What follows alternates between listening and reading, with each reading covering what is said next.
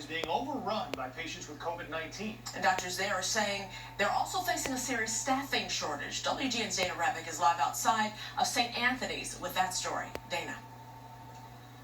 And they just gave us some updated numbers. They say so far they have treated about 300 people with COVID-like symptoms. They say roughly half of them tested positive and 20 have died. They say they are stretched very thin and are in need of healthcare workers.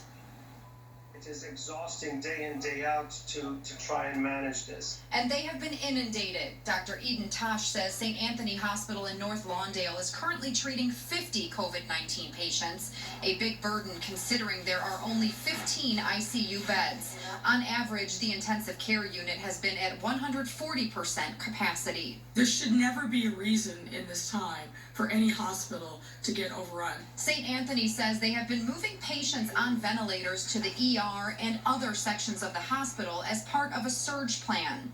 Mayor Lightfoot says there are procedures in place to help during this pandemic. There are daily conversations, both through CDPH.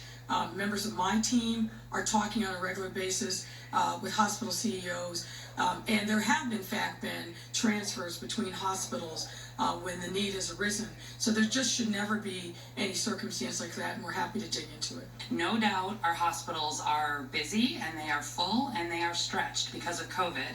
But where we look across the whole system, we still have about 20 to 25% of our ICU beds available, and there's absolutely the ability to transfer patients if and when that is needed. On top of being inundated with COVID patients, St. Anthony is short nurses. Dr. Tosh says many were recruited to work at the alternate care facility at McCormick Place at triple the pay. In the first 2 to 3 weeks, the city and the state were very quick to respond to this and put a stop to this. However, in the first 2 to 3 weeks, we lost at least 15 skilled nurses to McCormick Place. And unfortunately, at least for us, the damage was done.